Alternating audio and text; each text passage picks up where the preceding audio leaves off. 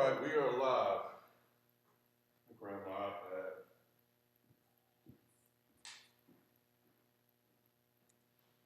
And my phone.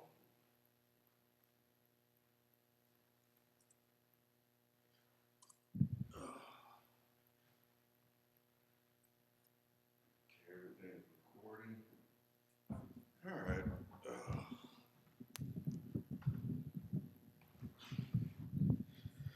What up, Q? Yo, yo, All right. I hit Manny, see if Manny was free to come through. So we straight. yeah, We we'll ain't got see. we ain't gotta burn them in that oil tonight. We just gonna do what we do real quick. You know what I'm Yep. saying? Serve it up. All right. Let's see.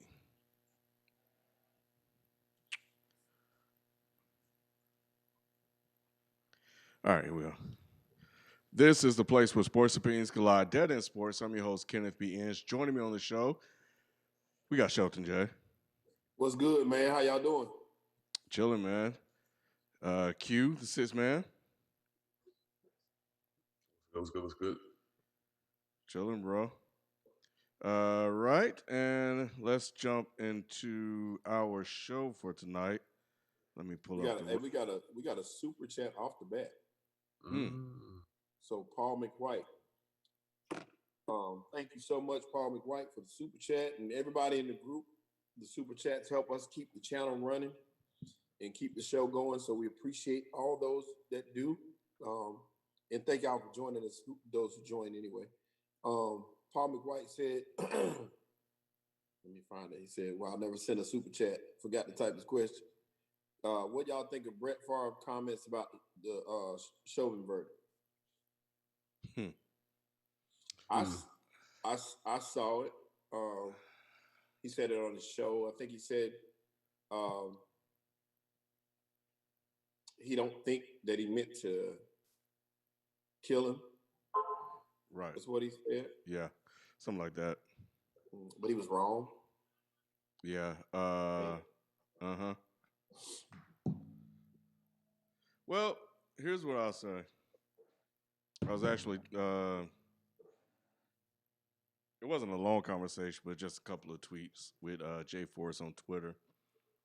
He was basically saying that Brett Favre, at this point, should know better, given that he's like 50 something.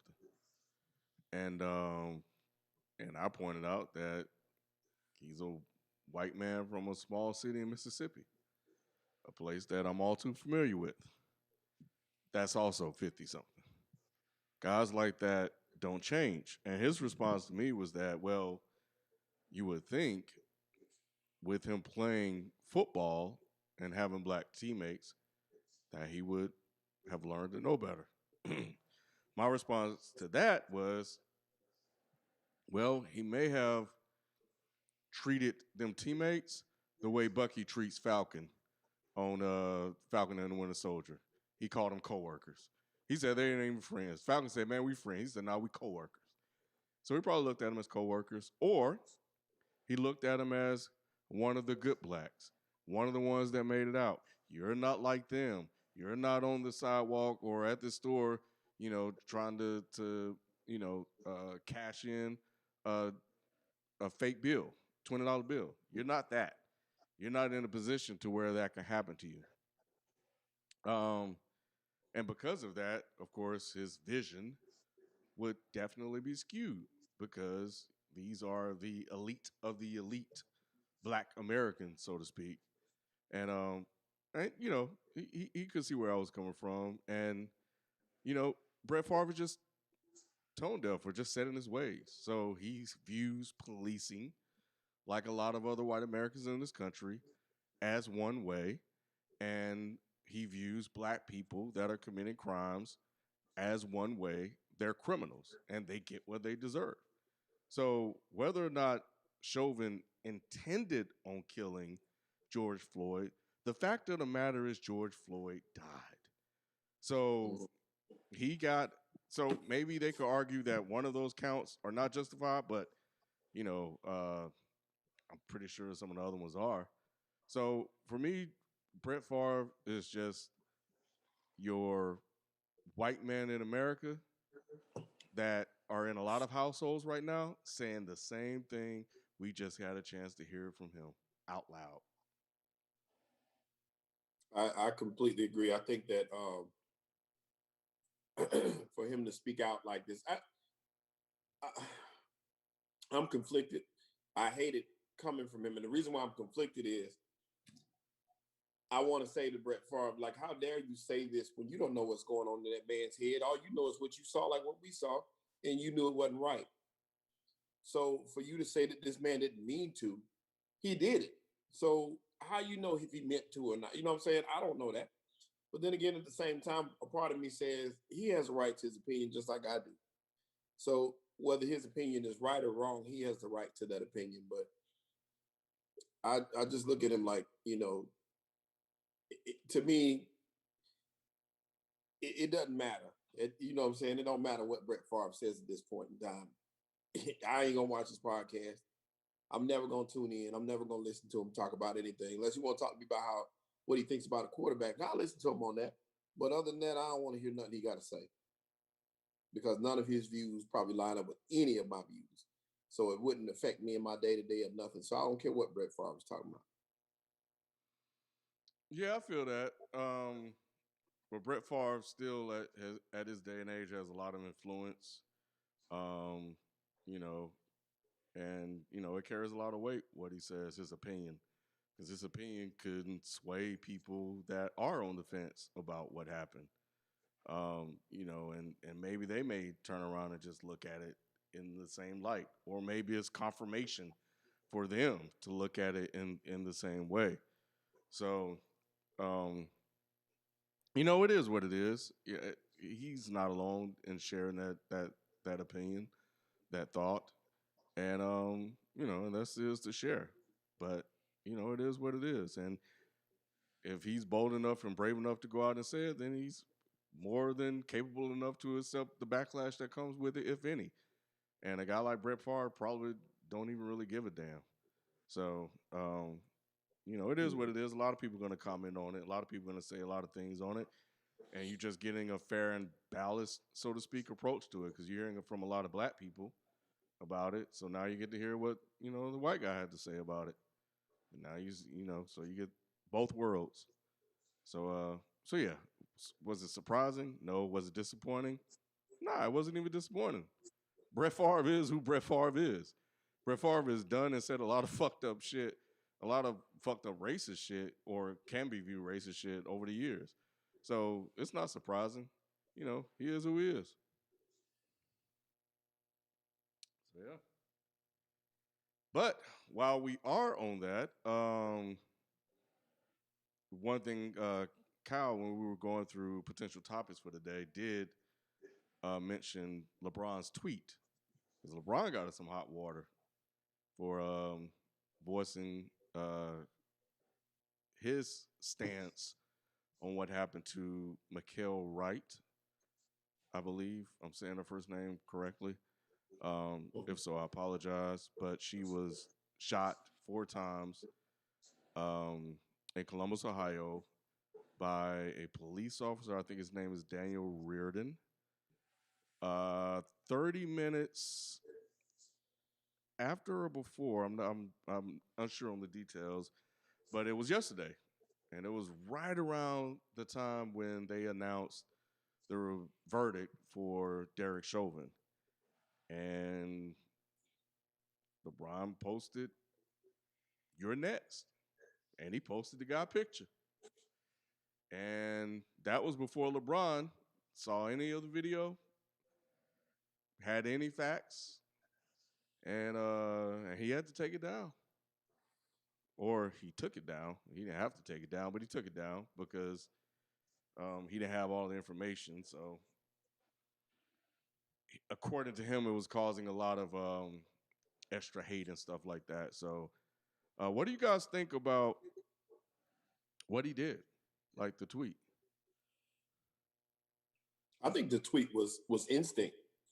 I think that it was it was very instinctive, and it was how he really felt, and I get it because a lot of us felt the same way. Um, I think taking it down was the responsible thing to do because this one, out of all of the cases, even though it's still ways around it, this one was the most on the fence I could have been about any of these killings. You know what I'm saying? And in saying that, LeBron has that heavy influence. Brett Favre has influence, but LeBron has the heaviest influence and the heaviest voice. And he could lose more support than he could gain from this stance, if that makes sense. So taking it down to review the footage and to kind of get a feel for what's going on helps to keep his credibility intact. Because you have those people that are on the fence with a person like LeBron, and it's like, I don't know. And then he puts this out, and then, those people may be swayed in the opposite direction. So in saying that, I felt like it was a responsible thing to do to take it down, but I understood why he posted it. Because I felt the same way. You know what I'm saying? I'm like, I was tired of hearing about it. And that's what he felt. He was the same way. He's tired. And he spoke out quickly, very quickly. And like I said, the responsible thing to do was take it down, all the facts, and then go from there. Whatever he says after that is on him. But to put it out there before he got all the facts would have been irresponsible, but understandable. What you think, Q? Man, to be honest, I really ain't got much for it. Really don't have much for LeBron on this topic at all. Don't really have much from probably most people on this anymore. I find it all to be performative. If y'all want to do something, if y'all want to get some historical perspective, read Walter Rodney, read W.E.B. Du Bois, Black Reconstruction in America, read How Europe Underdeveloped Africa. I ain't worried about no athletes tweeting. Gotcha. Yeah, I hate that he put it up there. Because he does have a lot of influence and a lot of power with the damn tweet. But at the end of the day, since LeBron was 18, 16 maybe, he just had niggers sprayed on his door, on his garage. It was probably called nigger at home when people were watching it. But yeah, it was a little quick on the draw, obviously, and he didn't have all the information. But it's just like, I think it shows that when I thought about this, because I really didn't have a thought about it one way or the other, but what it did show me is that this man does have, well, a lot of these guys have a lot of influence and weight in a lot of different ways. And LeBron does a lot of things. And I'm not saying that he can do more, but let's just talk about athletes just in general. The things that kind of just taking a little bit of what Q was saying, like the things that they can do outside of just tweeting or holding a press conference. Just saying this, that, and other, sharing their opinion the same way all of us have opinions. Like, in what other ways can, this guy go and influence and get real political change going on to get these things that they have real hardcore issues about changed outside of just tweeting and holding a press conference or having the NBA spray Black Lives Matter on the court while the Black Lives are running up and down the court. Like, what kind of change is that? So yeah, this tweet would have been cool if it was what he thought it was, but it still wasn't going to bring her back, nor will it stop the next black person from getting killed. That comes with a lot of police reform, and maybe he needs to lean on some people in the way that he can. It probably won't change much, if anything, but we don't know. But in the other ways that he's helping, I think is cool. But yeah, I think kind of what you said, Shelton, he just got caught up. He was caught up and he was emotional and he just reacted without getting all of the details of what happened. And he just picked the wrong one to make that decision with. So, and everybody's using this to attack him. And what I don't like about that is that it can make him a little less reluctant to say something in the next time. Right. Because to a certain degree, what he says, well, shit, doesn't really matter. I don't know. People talk about it, but It does for him, yeah. It yeah, does hold. yeah, Not to everybody, but to a lot of people, it does. yeah. Yeah, I mean, it's Mm. something that we've talked about on this show about them being vocal about things that's going on. But then you look at the people that haven't been vocal about stuff. This is probably the reasons why. So it's a catch-22, man. But we're just in this climate, man, of stuff, and he just got caught up. So I hope he doesn't be less reluctant to say something in the future. But I just hope he tries to find other more tangible ways that he can help make change outside of tweeting. So, yeah, that's all I got on that. But And we have a super chat too. mm-hmm. Maurice Wilkins, what's up, Maurice? Man, appreciate you. It doesn't matter the intent. Hold on, this was earlier. He was talking about Brett. This was on the Brett Favre thing. It doesn't matter the intent. That comes with first-degree murder, which he wasn't charged with. Are you guys tired of NFL draft talk yet? LOL. I'm not. I'm not tired of NFL draft talk. I think this year, unlike most others, this was probably the most exciting draft as far as you don't know what pieces are going to fall where. Right. So about that part, I love. I love the fact that and these are all franchise change. You got 5 quarterbacks at the top of the draft that are going to change the landscape of the NFL. I'm not saying they're going to come in and be world beaters. I'm just saying you're going to have new faces of franchises this year more than any other. Normally it's like 1 or 2 maybe, but this year there's 5, you know what I'm saying? And you don't know who's going where. So in saying that, that's exciting to me. And you got these skill players. This draft is deep, man. You got Kyle Pitts, who is one of the best tight ends in decades that's coming out. You got, Panay, one of the best offensive linemen coming out. You got, wide receivers, Jamar Chase, those Alabama guys. This is exciting. You know what I'm saying? And I'm really waiting to see where these chips fall. So I'm excited. And I like the draft coverage. I like it changing every day. It's different every day. So I appreciate that. I haven't really followed much draft talk. I just, a lot of this draft talk, man, these guys, Mel Kiper and all them, it's a bunch of bullshit. They just get on here and just make these lists to fill time. People click on it. It's a numbers game, and it moves the needle for a lot of stuff. But does it really amount to much of anything? Like, how many people said everybody has Sam Darnold going number 1, and fucking Baker Mayfield got picked, and they were saying some of the same things you were saying, Shelton. Sam Darnold, best prospect to come out in the NFL college in a long time. Everything that you're saying about all those other guys, like Kyle Pitts could be an absolute bust. And a lot of these guys that come in the NFL turn out to be absolute bust. So it's a lot of hype behind it, and a lot of them I found really, really, really have no idea what they're talking about when it comes to this sort of stuff. So, yeah, I haven't been following it, so I'm not tired of it. But when I was the last couple of years, that's when I just realized I was like, this is just a bunch of bullshit.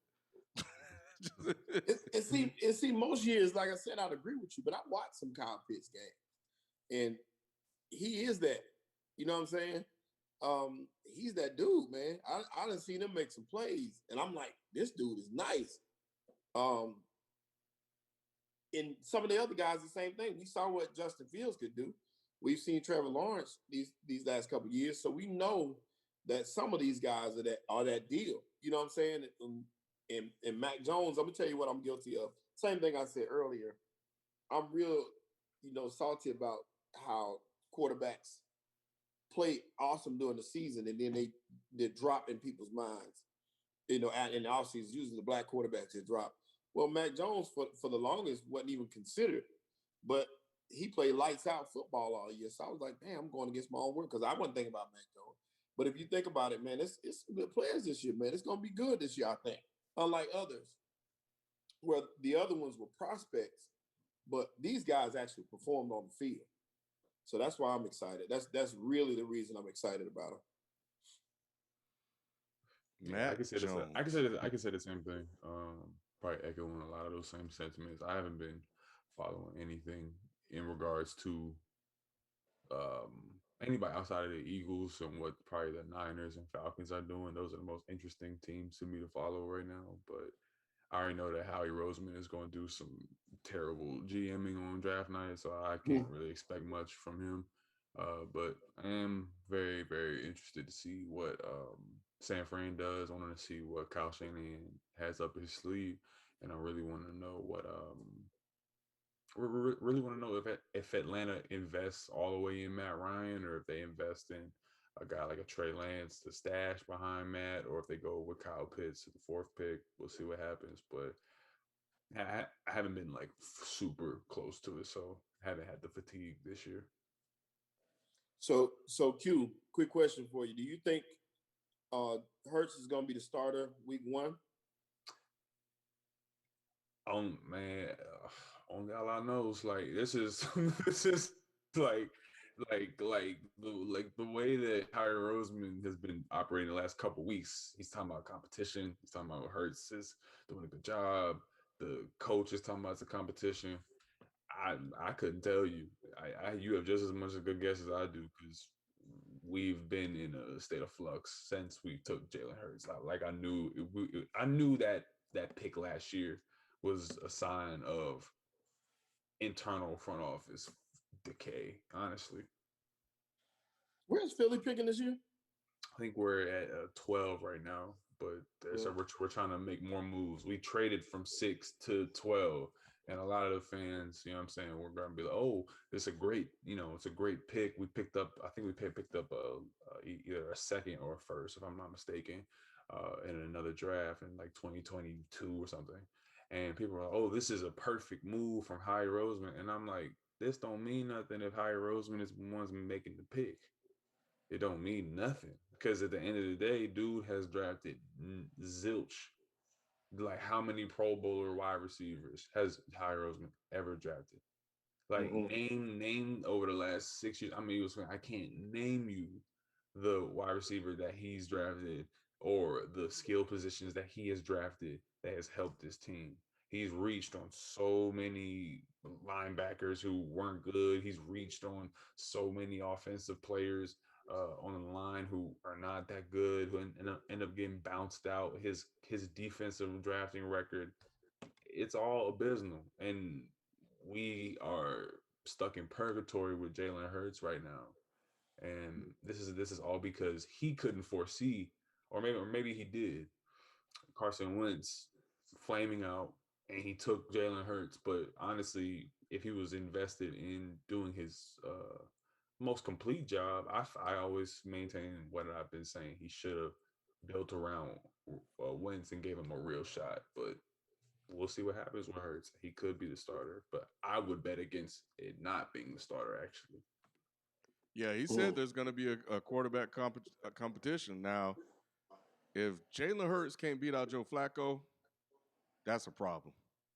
Yeah. Or if we draft a QB. This is not eaglestalk.com, so we ain't gonna do all that.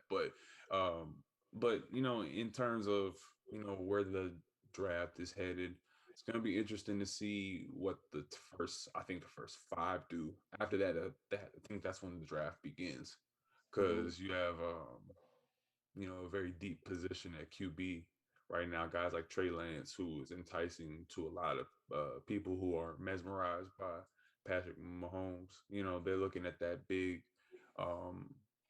gap between Mahomes and his class and the skill sets of a Lance, and being able to hopefully but basically like put him in a pro system like a 49ers. People are talking about that. People are saying Mac Jones will look great, you know what I mean, New York Jets, be able to bring back the Big Apple and whatnot. People are discussing, um, what's his name?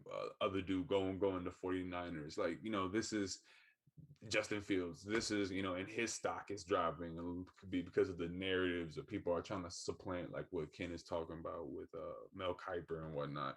Is he the first one in? Is he the last one out? You already know what that means. Can he process the game? Does he think the game like a Mac Jones? This is already happening right now. So I don't really like to get into draft watch because that's not as present in the NBA. But he has epilepsy as well.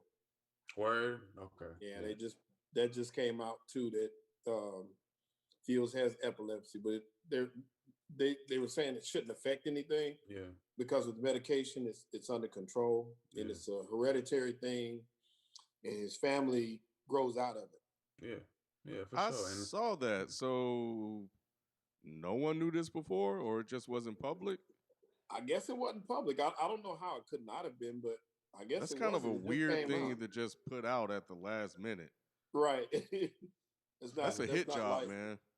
Yeah, it's a little bit invasive, and that's why I don't really look at a lot of NFL draft coverage like that, because to me it's just coded in filth in terms of the language that they use about us and our people, and I just can't really support, just so he's a beast, he's a monster, all those adjectives. I don't care what no one said. That stuff is racialized, and they only use it for us. You don't never hear them talk about Trevor Lawrence is a beast. Trevor Lawrence is a monster. He is. They don't ever say that. They say, oh, he's so gifted. He thinks so light. I ain't trying to watch Mel Kiper and them talk about that for 2 hours. You know what I mean? Like, I'm good. Yeah. I guess because I love football so much, and I like seeing the pundits be wrong. You know what I'm saying? Yeah. I'm being honest. I love to see how, because you look at these mock drafts and what they do, and I take a look at all that stuff. I do, so I can familiarize myself with all the players, because some of those players you've never paid attention to. I need to be familiar with these guys. So I watch the mock draft, and it's crazy how you go from the first mock draft to the second one and all these are completely different in most cases. Maybe a couple of spots stay the same, but that lets you know, man, they're guessing just like we are, and you really they're hardly ever on. But I appreciate. I just love football enough, and I love the players. I love seeing young men get an opportunity.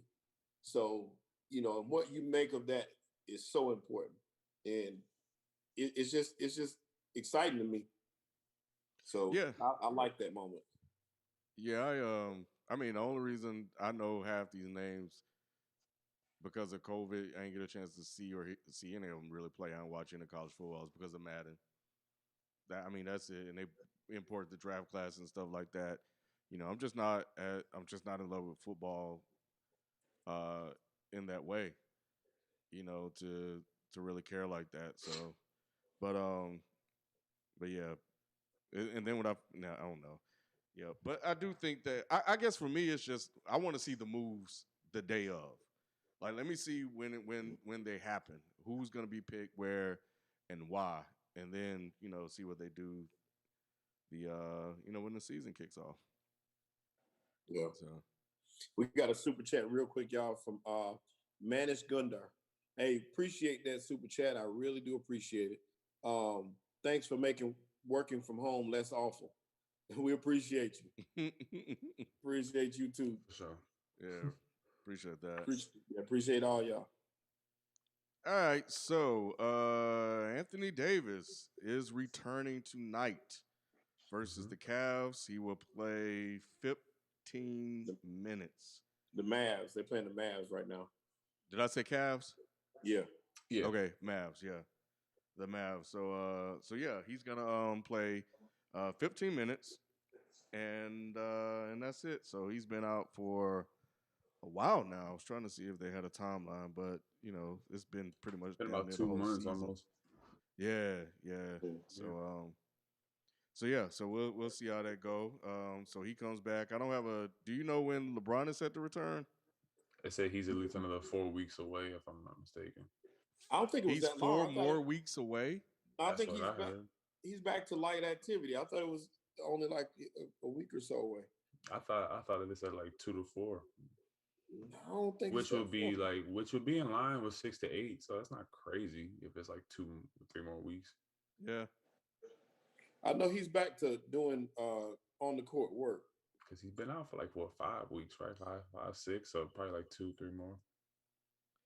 Yeah, he is doing on the court work, but yeah, I can't. Man, they're winning. They're staying afloat. He ain't got to come back immediately. They're gonna load him up. But that was basically a part of the injury topic that I think is pretty interesting. Yeah. So let's get into that. So AD returns. LeBron is a couple of weeks away. So yeah, man, let's talk about how these injuries will impact the playoffs. Where you want to start, Q?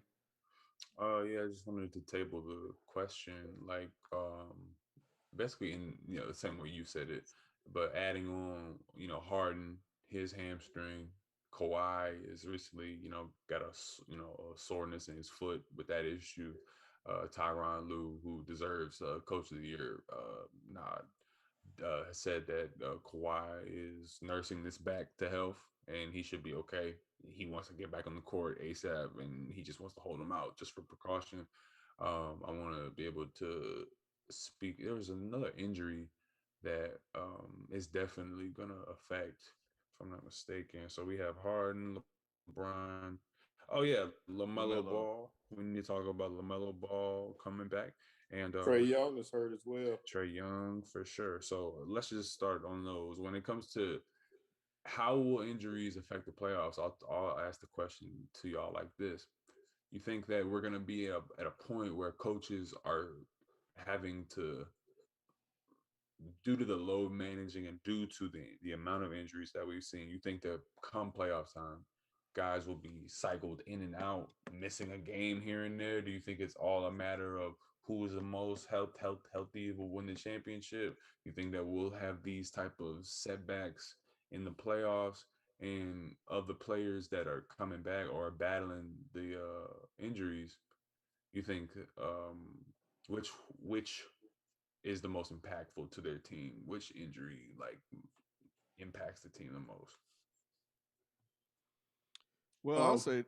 Oh, go ahead, Sheldon. No, go ahead, Q. I mean, go ahead, Ken. I'll say this. It's kind of interesting when you really think about it, because I think the Lakers may benefit the most from this. Mm-hmm. Mainly because their two main guys went out, got hurt, missing a huge chunk of time, resting, of course, as people are pointing out, while injured. We don't have to get into the details. If you're watching this show, their run to the finals and how many days they had off, et cetera, et cetera. So I think for them to have the injuries when they did, and for them to come back now with just enough games to kind of, get into a rhythm, giving the role players a chance to kind of improve their skill set and, build up confidence, I think they could benefit the most from injuries. When I look at it, because THT's gotten better. I saw someone that said Caruso's gotten better, but he's a marginal role player at best. But he's kind of like a specialist. But then you look at everybody else getting hurt, and that's what I'm looking at. So they've gotten their injury bug out of the way. The team has done its job. They've basically treaded water long enough for them to kind of maintain their position. They may take the first round and use that as almost like a tune-up to kind of get into a rhythm once the big dogs come back. And then, of course, you throw in Drummond on that team with all of his skills. In addition to that, they could be really, really, really dangerous when you look at the rest of the field and the way the injuries will impact them. So just taking the Lakers starting out, I think that they are in a prime position to make another run at defending the title. I completely agree with that. That assessment, I think that LeBron coming more than even that the stuff about the extras. LeBron coming back and getting a center to help him out is really all you need. And they're rested, like you said, they're rested. And they'll be ready to go. Him and AD, so they'll be at full strength, and that's really all you need. LeBron and AD, and add some pieces in there, and you good. So you got players that are playing up to par now, and it's going to be pretty tough for other teams if they're not at full strength to match up with these guys. So it's going to be hard for anybody else to come and Question, play. Sheldon. Yeah. Question for you, and also shout out to the chat. If y'all want to respond, please respond to the question I'm about to ask to Sheldon. Sheldon, how on a scale from 1 to 10, and you can do it for either as a unit or for each of them individually, LeBron and AD. How confident are you 1 to 10 that their injuries will not re-aggravate in the playoffs? LeBron, if 10 being the most confident, LeBron, I have no issues with his injury. To be honest, I think LeBron may already be back right. Now it's just about rest for him. I think this is more about him resting than the injury, if that makes sense. They played a lot of games. They needed time off. I was a little bit, I'm probably about at a 6 with him because that wasn't just him resting. That was them being cautious with him because it'd be easy for him to get hurt again. And you could tell that he's laboring. And he could tear that thing at any moment, just like KD did.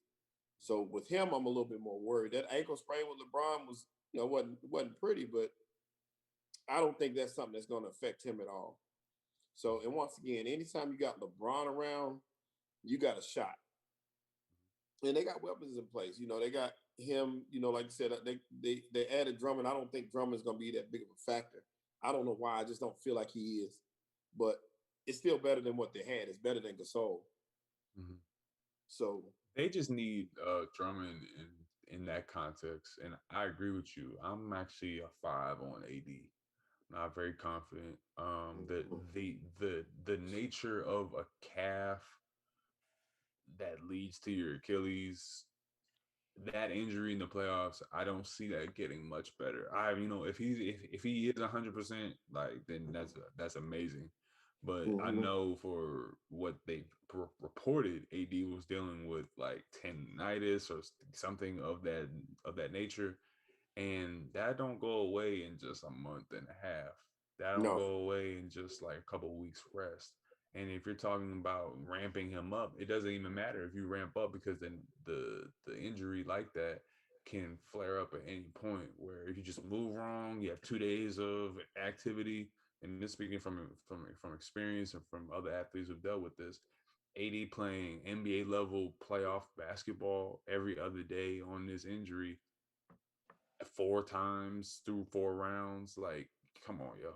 Like, at the least, I don't see that being, just a fairy tale ending for us.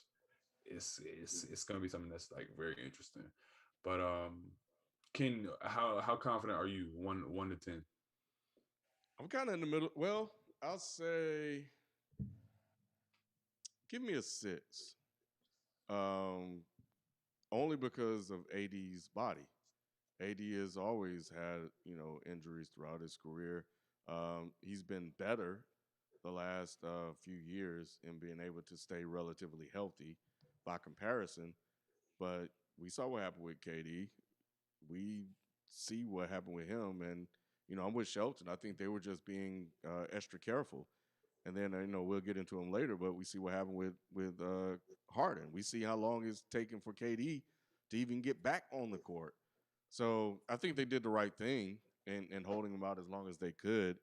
And I think that's where Drummond could help, because he could help them offset some of AD's minutes. Or if AD goes down, he's not AD, but he's talented enough with LeBron where LeBron can make him work, and he's able to kind of get something out of him, as opposed to Gasol or fucking JaVale McGee last year, right? So the talent gap between those two is immense with him. So he can make it do what it do. Winning the title, that might be hard to do. You need AD to be on the court to do that. So with him, and what was reported about how he felt it rip, that is what concerns me. Yep. I just like that. Anytime I hear that verbiage, I cannot just in good, I in good conscience cannot just just brush it off. Be like, okay, well, AD once he gets back into it, everything's going. Nah, man, same way I've been saying on this show for months. I don't care what nobody say. Kevin Durant is not playing in the playoffs 4 straight rounds on that injury.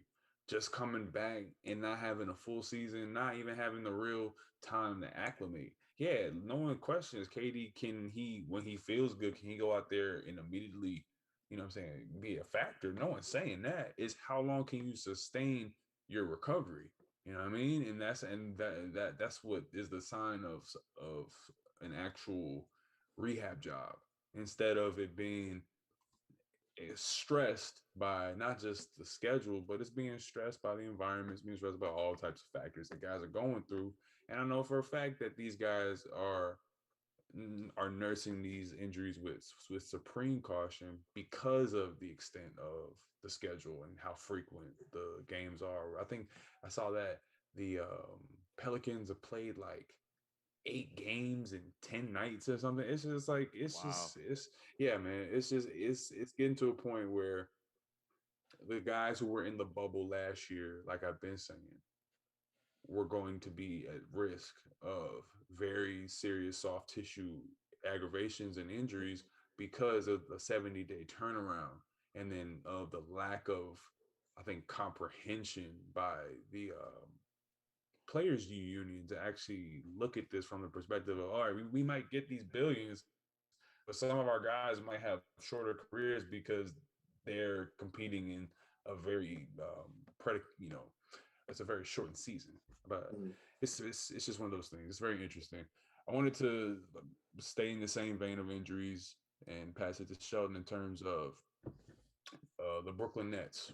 Yeah, we got a super chat on that real quick too, For Q. sure. Marty McFly, appreciate you always, Marty. As always, how worried are you about the Nets? Yep. Way too fragile, in my opinion. Starting to think KD might not get back to 2019 KD again. Hmm. Man, perfect segue, Marty, because Mhm. that's exactly what we're talking about. Where so much of what the Nets have done has been obviously predicated on the big three, the big three-headed monster that we've never seen in terms of talent, MVP calibers, final MVP caliber guys. And the promise of the Nets has never come through except for what, in 7 games they played together. So, Sheldon, do you Mhm. think that Harden's hamstring, which is going to set him back, I believe, another month? They said Steve Nash said he's going to take it. He's going to go right back up the mountain again, as I think he said it. And on a scale from 1 to 10, how panicked are you about the Nets? It's up there with them. My panic level would be about an 8, and I Mm, say that because you put a lot into the big three. You've already lost Dinwiddie, which was a huge part, a piece of that puzzle. If he was there, I'd be more relaxed about losing one of the other two, maybe, even though it wouldn't guarantee you're gonna win it. I still be feeling a little bit better. mm-hmm, But with him going down early in the season, uh, getting in, these guys, you expected them to play more games together. And that's something we take for granted, the fact that they're just gonna come out there and just start balling, which they did do early. But at the same time, to do it in the playoffs is still a whole nother thing. And like we talked about, he's right. KD may not get back to that this year, maybe not ever. But it's gonna be tough for him to get back to form and get out there and do it night in, night out in the playoffs. It's gonna be tough for James Harden with a hamstring. We saw what it happened with Chris Paul with a hamstring, and yep, these other guys with those lower extremity injuries. It's tough. mm-hmm, It's tough to do what you do with those type of injuries, period, in basketball. mm-hmm. So I just it scares me because what do you do? What do you do from there? You know what I'm saying? You Because know. it's like Harden's, like I've been saying, Harden is the point of attack. He's the one who set up. Mm-hmm. He's the one who set us up the pick and roll. He's the one who's setting that table for the Brooklyn Nets, and he's been displaying offensive genius, like I said a couple of episodes ago. So Ken, this offensive genius is obviously in jeopardy in terms of the ability to stay on the court. You think that in from 1 to 10, how are you thinking about Harden's hamstring and the effect that it can have on the Brooklyn Nets title hopes? Man, I have been all over the place with the Nets this year um, because they've been all over the place this year. And now I'm back to a level of concern. First, it was the defense. First, they looked damn near unbeatable. Then it was the Mm-hmm. defense. Then it was they got Harden, and then they looked unbeatable again. And then everybody started falling apart. So KD finally comes back. Then he gets hurt again. Then Harden gets hurt. Kyrie is all over the place, and Harden turns around and he has a setback on his when he's approved for light drills and stuff. So now he's out indefinitely. That is a problem.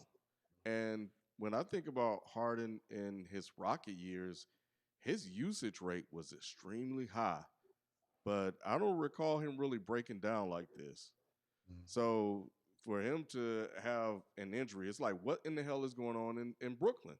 Why can't those guys stay healthy? What's up with that training staff?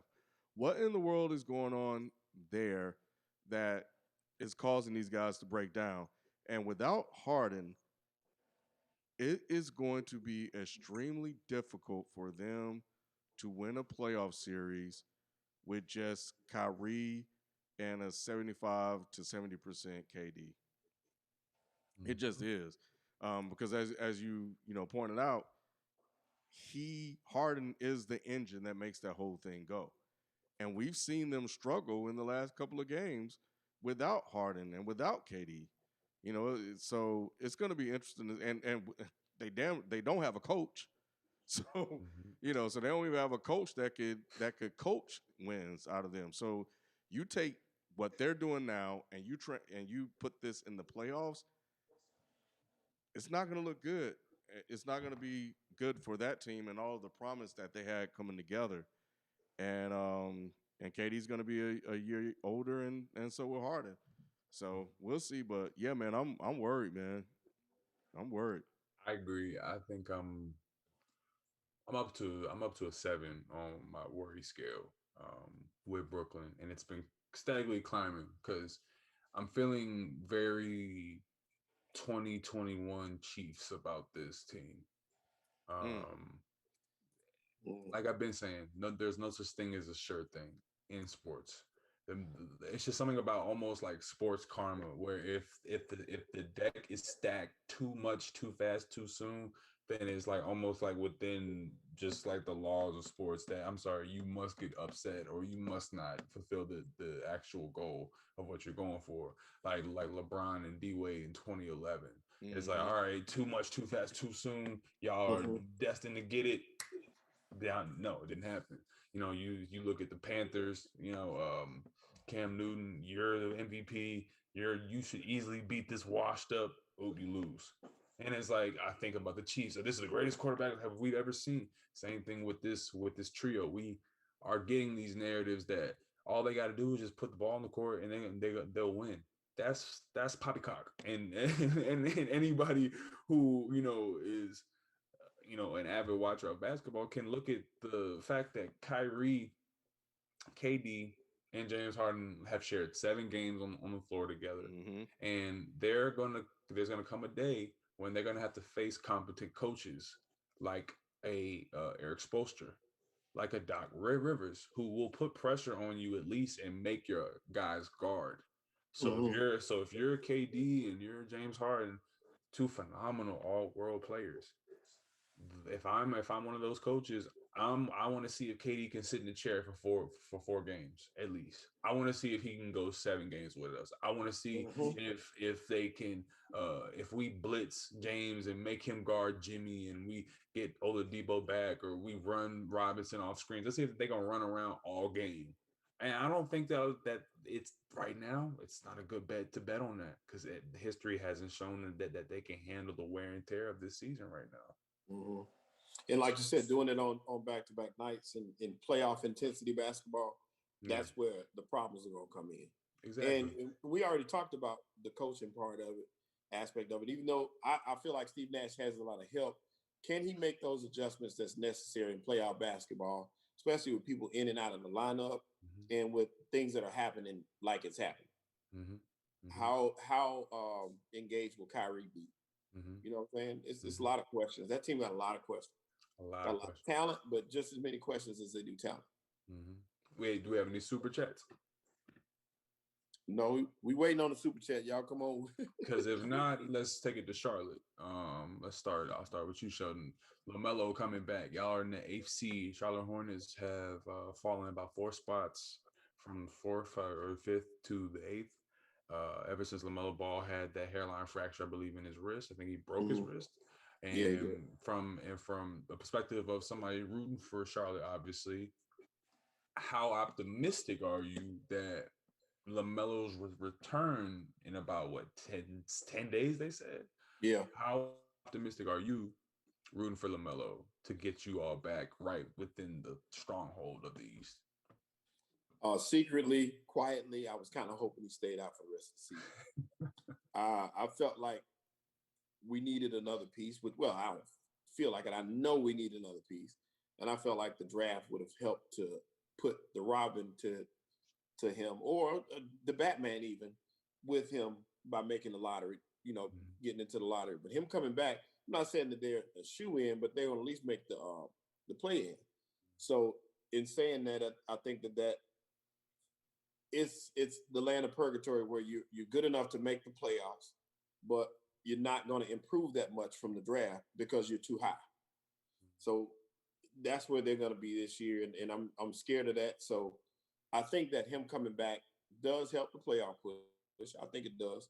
The bodies there are going to help, but Gordon Hayward coming back is going to help as well. But I wish he would have just sat out the rest of the year. Because right now y'all play us in the first round. yeah, you know what I'm saying. So I ain't excited about that. Kim, those my two teams. Ken, we know for real though. Ken, we know how much you love LaMelo, so we want to give you the floor and let us, how confident are you, scale from 1 to 10, that LaMelo's return can either rocket them up the standings from 8th to a top 5, or how confident are you in that? Well, it sounds to me like they need Gordon Hayward more than they need LaMelo right now. But I wouldn't mind seeing him come back, seeing him play again. But I know what this is all about. This is really all about LaMelo trying to win Rookie of the Year. That's why he's trying to come back. He's trying to get some more games, on the scorecard so he can win Rookie of the Year from Anthony Edwards. He ain't fooling me. He don't give a damn about the playoffs. But yeah, I think it'll help. Because he's a better player than Devontae Graham. And Devontae Graham, I like Devontae Graham actually a lot. I think he's doing a serviceable job as he's always done. But LaMelo's just more talented, so he's able to do more with his skill set, his energy, all that exuberance that he has on the court. He's not.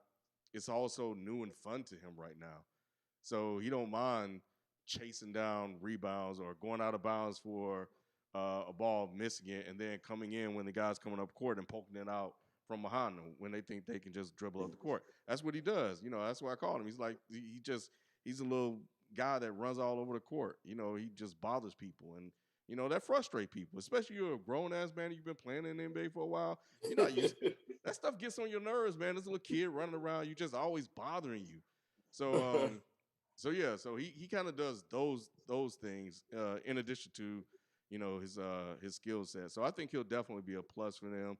You get Hayward back as well, and then they'll back to be close to full strength. Because I think PJ Washington hurt, right?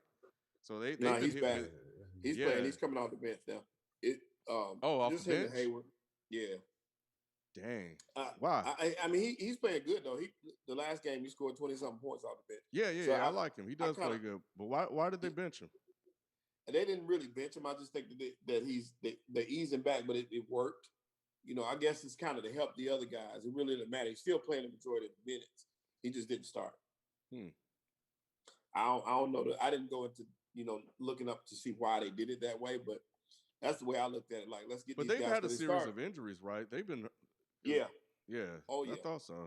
They starting Vernon Carey, who plays. He don't play even 10 minutes, I don't think, but he's starting the games. So just lineup tweaking, I think it is. I like Just that Coach James Borrego. I like him, man. Yeah. He's really. I think he has a pretty fundamental and solid system going for himself. Mm-hmm. A lot of things set up at the top of the key in terms of like just getting a lot of action off of back cuts, and he does a lot of high screen and roll. I like too. With like LaMelo, I think that it can strengthen his case. Obviously, part of me thinks he already locked up rookie of the year Shelton. Let me know if I'm tripping. I But think so too. but and I love Anthony Edwards, but I think that he's done enough in terms of the highlights and in terms of just the promise of what he showed. It looked greater than what other rookies were able to give in terms of like immediate impact, The So story, the narrative. Yeah, I think they were going to give it to him, even if he didn't come back. It just Come on, it's sexier.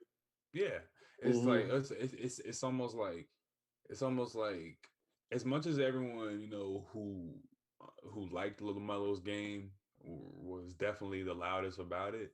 There was a lot of people who were very either negative or very wait and see about it, and it's almost like we can't believe that holy like LeVar was right. Right. One of them is actually good. You know what I mean? Like, but not saying Lonzo's not good, but that's kind of like almost the narrative behind it. Like, damn, one of these kids is actually really good. He's really special. Yeah. And my optimism from them being able to skyrocket from the 8th seed into the top 5, I would say if he can come back, they could get to 6, and I think they could get to 6. I think that's definitely a lock, and I would say that my optimism on that would probably be like an 8. I think that about an 8 they could get to the 6th seed. They could. You got it depends on how long Trae Young is going to be out. I think that'll hurt the Hawks. Mm-hmm. You got the Knicks in the mix. Knicks are playing great basketball, but we know they're the Knicks. The Knicks are the Knicks. We'll talk about that later, I'm sure. For sure. So you got the Heat. Boston playing pretty good, but they can catch some teams. And Miles Bridges did catch another body tonight. Right. So that Airbnb, boy, that's something special, man. That's a special tandem going forward if it can work out the way it is. But you need those other pieces in there. Like I said, they're one player away, I think, from making a difference. Mm-hmm. So I like to see them get that player next year and come back, with a fresh team and see how that looks. I think they'll be an exciting young team to watch. Absolutely. Down the stretch. We got another super chat from Tracy G. Appreciate you, Tracy G. Adam Silver need to start finding these teams with all this resting they're doing for these players. Speaking of Kawhi only, they do have something in place where they can only rest. They can't rest like on television games or something like that. Yeah, I think so. Yeah, something because the Spurs used to do it all the time. They're the ones who started it. That's why Kawhi's like that. The Spurs used to do it all the time. But what's crazy though is, and I don't know if y'all remember this, but the Spurs used to win those games anyway. Mm-hmm. So they were the first ones to do it, which I thought was crazy. But once again, it worked for them. Didn't work for TV, and it didn't work for the fans that paid that money for that ticket to go see them play, and all three of their players are sitting out. But it always worked for Pop. So you see it now. Yeah, it's interesting because I don't know. I have to check, but I don't know if Kawhi really has missed a lot of games this year. I think he started out early missing games here and there. Yeah, but I think a whole bunch. Huh? I said he hasn't missed a whole bunch. Yeah, which is really interesting. So Lou, I think that when you're talking about Lou getting the Coach of the Year nod, I think that was one of the things that he did come in and change. He was like, you're gonna play unless you like legit hurt, which he is now. So we'll see. So I think that's another team. Ty Lue's been one of the best offensive coaches in the NBA this year. They're not giving him his credit, Sheldon. They're not. And I was gonna say he has, but he has no chance to win Coach of the Year. Yeah, sadly he doesn't. But I think that he should be in that race at least. He should be a contestant. Like he should at least be a finalist. He should be. I think that the top two, we talked about it earlier, the top two are going to be Marty Williams and Quinn Snyder. Oh, I yeah, think that he with those two, they deserve it, deservedly so. Mm-hmm. They got two teams in the top two spots in the West that nobody expected to be there. Yeah, and they've been consistent all season long. You can't, you really can't argue with that. That's the only thing about it. Now, he deserves credit for the team playing well, but those guys, like I said, they've been lights out all year, and they've been very consistent all year. Speaking of people who are hurt, what is Donovan Mitchell is going to be out too for some time. I forgot about him. He sprained his ankle and will miss multiple. So, and like I was telling y'all last night in the chat, that's crazy, man, because this is the most sprained ankle. Gordon Hayward has a sprained foot. This is the most feet injuries I've seen in my life. Like, this is crazy. The amount of players that are out with ankle and foot problems. Yeah, it's a direct correlation to the schedule. It's a direct correlation, in my opinion, to the training and the lack of practice time. I think that you can only train with a certain amount of people. You have distance workouts. You have your own personal training sessions, but that's not the same as having the infrastructure of the professional sports world at your leisure, like in a regular world. So I think that that's definitely the correlation that we're seeing now is guys from the bubble, like I've been saying, are getting soft tissue injuries because of this frequency of play. It's not natural to be having like 5 games in 1 week. That's not cool. But yeah, here we are, and this has been normalized, and we're mad at the workers. Yes, like, yeah, it's crazy. What's that? Hold on, let's see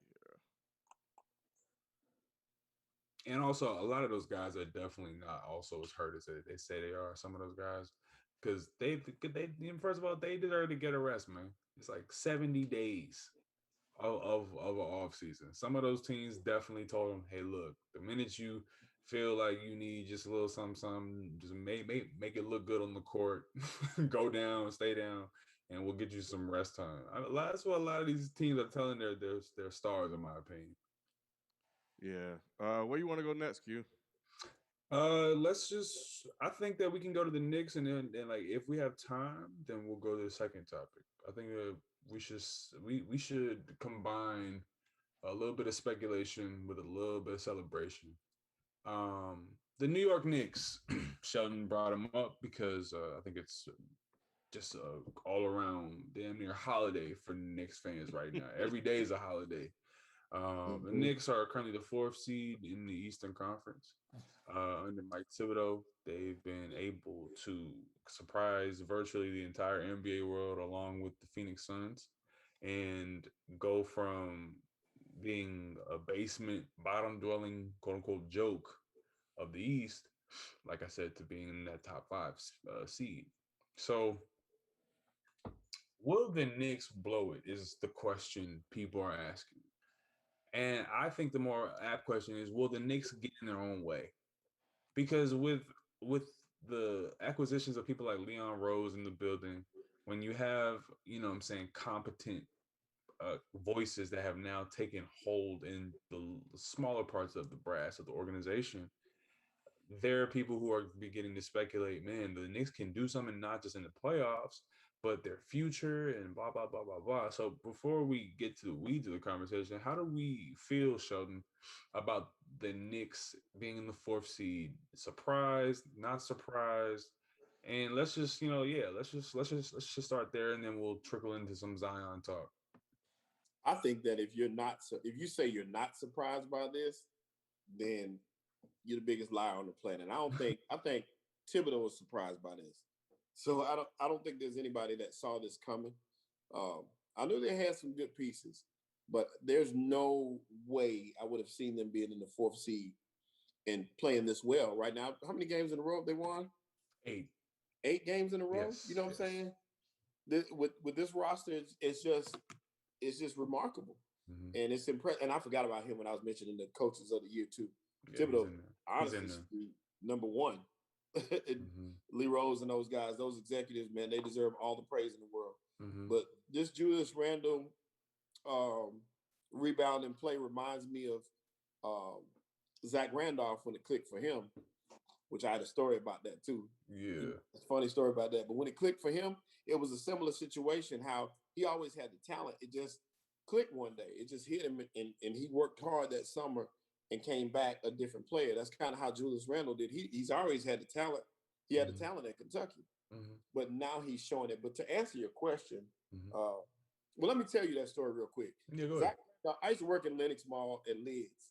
Zach Randolph was a customer of mine. Him and Quintel Woods. I don't know if you remember Quintel Woods, but they played with Portland at the time. They both were young players, goofing around, just playing around. And I talked to him one day. Him and his boys came in there. We were just talking, shop talk. Because Allen Iverson used to sit in my lid shop in Lenox all the time too. And we just talk basketball and talk sports and just talk. And I was talking to Zach Randolph that day and his people, and I said to him, you'd be one of the best players in the league if you quit playing so much and really did what you could do. I said, you bullshit too much. That's what I told him. I told him straight up. And his boys kind of looked at me like, who are you? And he did too. And I was like, maybe I said too much, but I couldn't back down. And that year I think he made the All-Star team that year.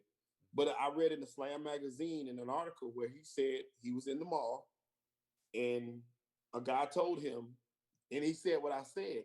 And he said that was the difference in him. He said it just clicked that day, like, you're right, I am that guy. And he said from that point forward, Zach Randolph was Zach Randolph. So I'll take credit for that. Thank y'all. But seriously, back to that, to answer the question, I still think they're going to blow it. I do. I just don't have faith in the pieces around Julius Randle. I don't have faith in Barrett, even though I think he's a good player. He's having a good year. I don't have faith in them long term. Quickly, Ntilikina, D Rose, Norvell Pell, Nerlens Noel. It's very much a Thibodeau team. Are you shocked at the resurgence or maybe the heightened elevation of Julius Randle's game in the Knicks, or are you just kind of just riding the wave? I've always been a big fan of Julius, but I watched that game that he was 6 of 8 from 3 or whatever, and he was just hitting shots from everywhere against the Hawks, and I'm like, who the hell is this? So he's always had the ability, but and that was just he just exploded that night. So I think I'm just kind of really along for the ride, man. When I look, I think that they're definitely early. I think they're taking advantage of a compressed schedule of some other teams that are not as good, that's below them. This winning streak has helped propel them, which was great. But I think they're like in the bottom tier of offenses, but top tier in defensive, something like that. So, they're winning with defense, enough offense. R.J. Barrett has been good or better than he was last year, so he's improved.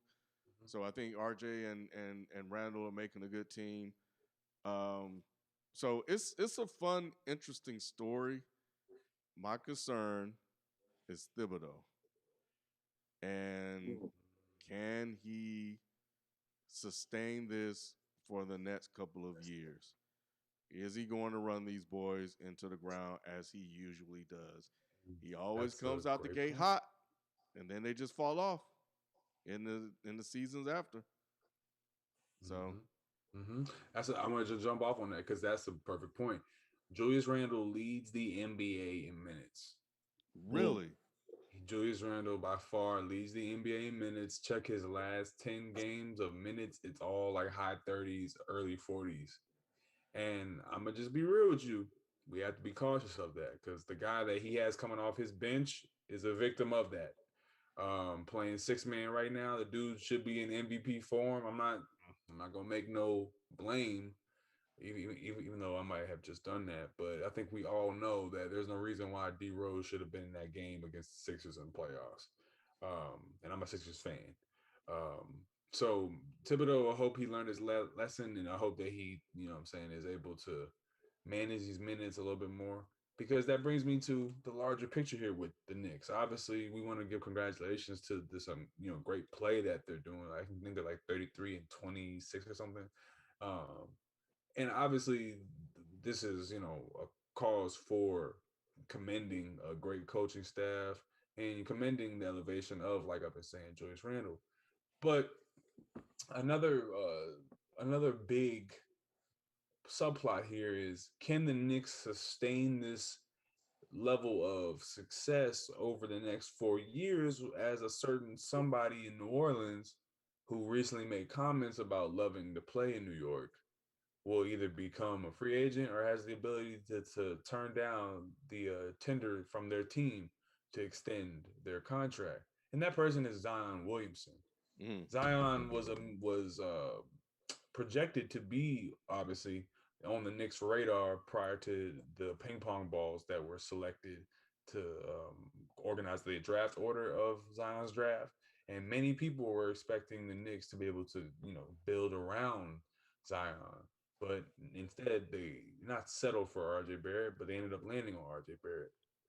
In 2023, fellas, are we thinking that Zion is even looking at the Knicks' way when the Pelicans send the qualifying offer over? Do you think that there is a future for Zion to be in the mecca of basketball, as he puts? I'll start with Kim first. Is there a chance? I think so, especially if RJ is there and if they have a good relationship or have maintained a relationship from college. It depends a lot on what Thibodeau does for the remaining years of his contract. If this is more than just a COVID playoff run or post COVID NBA season playoff run, if how the Pelicans treat him um, with Stan Van Gundy and their relationship, their playoff success, the moves they put around him, plus it's the Mecca. Like, not a lot of people have really wanted to go there, but if you're a Zion, you could look in New York and be like, hey, I could go there and bring glory back to this place. Your box office, endorsements, and everything go up. So it would be a huge opportunity for him to go play in New York. So it's going to be interesting to watch that. I feel like these sorts of conversations happen with these stars over and over again when it comes to the Knicks. We're always trying to put somebody there. But I think this is one where it's actually a true possibility. So if Quickly, Barrett, Tobin, even though we still don't know what the hell he is, if those guys develop and they have a nice young core, if I'm Zion, I might want to go there if they can afford to keep everybody. And we're gonna talk about them, but Sheldon, what about you in terms of New York? You think Zion got his eyes over there to see if they play their cards right? I he's going somewhere. I wouldn't bet on him going to New York necessarily, but he's not going to stay in New Orleans. That's not in his plans. Zion is, once again, we talked about it earlier. He is on a trajectory to be the biggest star in the game at some point, and there's no way he's going to be in a small market being the biggest star. He's going to go towards the flashing lights. He's going to either be in New York. He's going to be one of the coasts. I would assume that's where he's gonna, reside. One of the coasts. He may take over in LA after LeBron is gone. You know what I'm saying? But he's going somewhere. He's not going to be a New Orleans Pelican retiring there. He's not going to retire there. There's no way. New York has just as much a chance. I wouldn't think he'd want to be with RJ anymore. I don't think he want to be in Duke with RJ though. So to say that, anyway, that's going to keep him from going. Hopefully RJ will be gone by the time he get there, if that's where he's going. But yeah, he getting up out of there. And I think New York will probably be second or third on this list. But I think it'll be either the Lakers or the Clippers or the Knicks. One of those places. I could feel that. I could also feel a sleeper pick for that would be Boston. Because I think that we'll get to a point where one of those guys will want to. By the way, Tatum is also a Jordan Brand athlete, so I think that they would want to pair two guys like that together. Big city. New York is an option. Miami obviously is an option. You know, Pat Riley ain't gonna retire till he get that next ring. You got, like you said, the both LAs. The Just strictly for the Knicks fans, I want to be able to give y'all a semblance of hope. I think that there is a real chance. I think right now, if I had to put it on like a 1 to 10, just that seems to be the theme of the show. I would feel right now, I would feel a strong 6 right now, and that's the strongest that I've felt about a star being even sympathetic to the Knicks in so long. Because when LeBron was doing his whole, yo, man, this is the greatest city in the world, like what LeBron did with his tweet, it's all performative. You know what I mean? Like he's an entertainer. He's a great entertainer. A lot of stars do that because they want to be endearing to the New York Post, the New York media, Wall Street Journal, all these different, you know what I'm saying, multimedia conglomerates in New York City. And if you're the hugest star, or you're a big star, you want that market to be friendly to you. So of course LeBron was in 2010 saying that. With Zion though, I sense a little bit of, just a hunch, I sense a little bit more sincerity in his desire to want to get out of not just New Orleans, but I think he does like the Garden. I think that he talked about this when he played at Duke.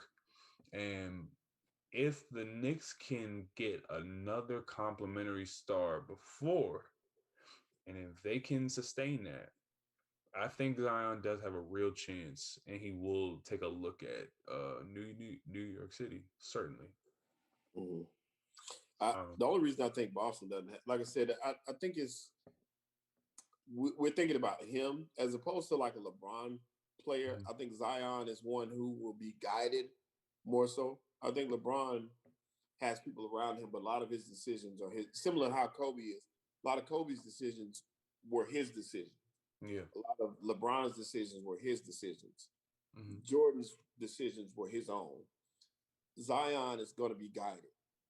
Zion is always going to have people around him helping him make moves and decisions. He wouldn't care where he played, I don't think, to be honest, if you're taking him. Hmm. But his advisors are going to put him in a position to be successful. I mean, well, he just got a signature shoe, Ken, and let me know if I'm tripping here, but when you get a signature shoe and you get put in, commercials, and there's probably going to be movies lined up that he'll make cameos in coming up soon. When you're a guy like that, your agent and people around you, like Sheldon is astutely saying, um, they're going to be the ones who want to mold your image, and they need an environment that's going to be able to accentuate that. So it is like the two coasts. It is those big media conglomerate cities where you can take a helicopter to the studio and then go do a Mm-hmm. commercial here, and then go, shoot for your billboard over here, and then you want people to see you, right? I really do believe that if New York can just play their cards right, don't get too antsy. If Mm-hmm. this playoff run doesn't work out, don't go pay $70 million for Andre Drummond. You know what I mean?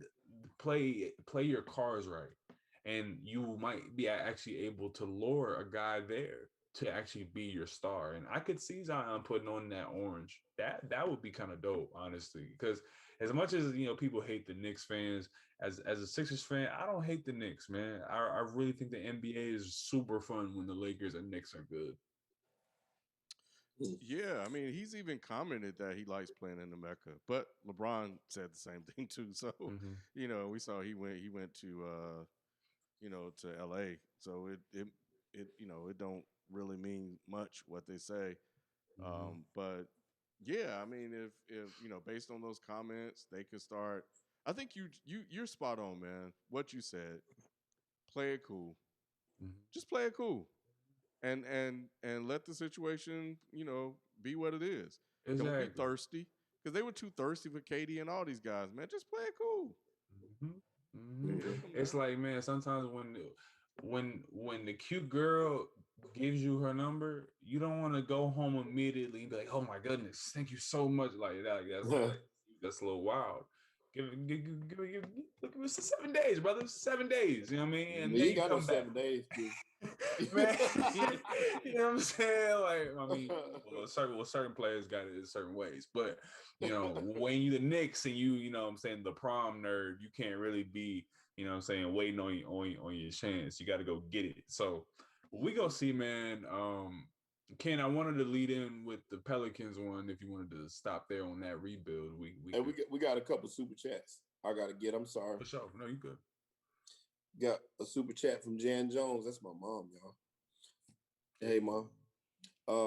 Does the time off of the superstars not playing and on IR hurt Brooklyn more than the Lakers?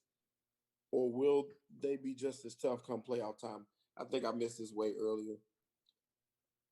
Or she probably wasn't listening. Does the time off hurt Brooklyn more than the Lakers? Yes, it does. Yeah, I agree.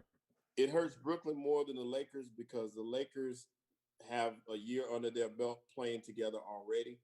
Not only did they play together before they won a championship, so they're familiar with each other, and it's going to be easier for them to mold back together. Plus, they were hurt earlier, so when they get back, they'll get fresher quicker. Mm-hmm. So that's why continuity, man. Yeah, and that's what I feel about that. Thank you, Mama. And the next one was from Tigolo Kane. Brad Tigolo, man. What's happening? Brad Stevens was offered $70 million from IU. Mm-hmm. I didn't know that. He should have went. Wow. He should have took that. Yeah. He should have took that money and ran. Yeah. I don't know how he didn't take it. I don't know how he didn't. Was there a question attached to it, or he just wanted to tell us that he almost got 70? I think he was just talking about Brad Stevens. Word, yeah.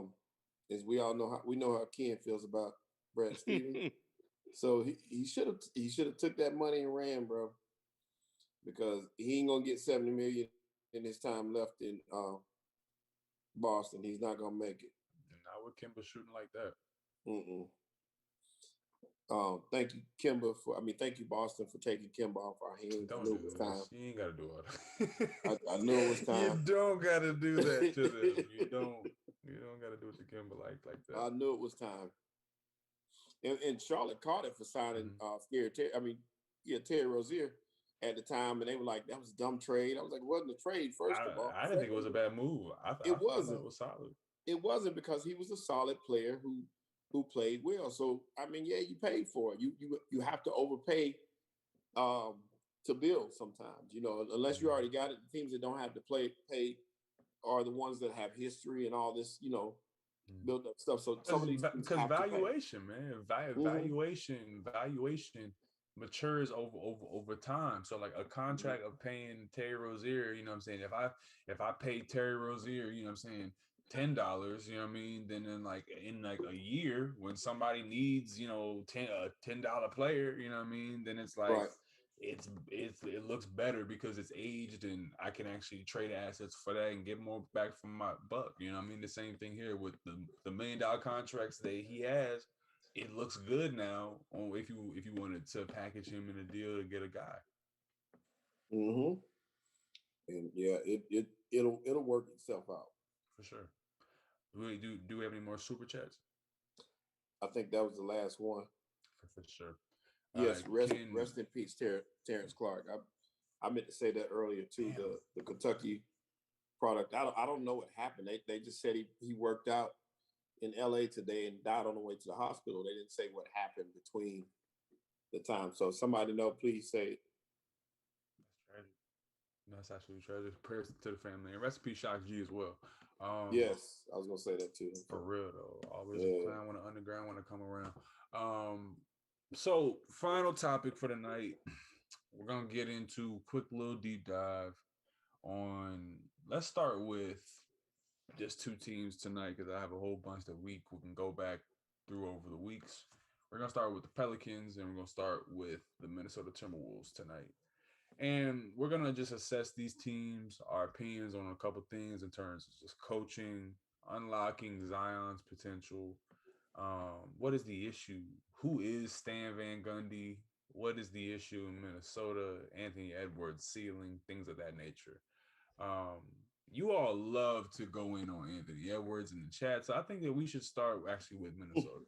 So Minnesota Timberwolves are obviously not good right now. The Minnesota Timberwolves have not been good for a long time. I don't have to get into specifics. But Anthony Edwards has been a bright spot in the development of this quote unquote rebuild, if you can call it that at this point. I'm pretty sure Karl Anthony Towns would not call it a rebuild. Um, where are we? Where do we stand with Minnesota?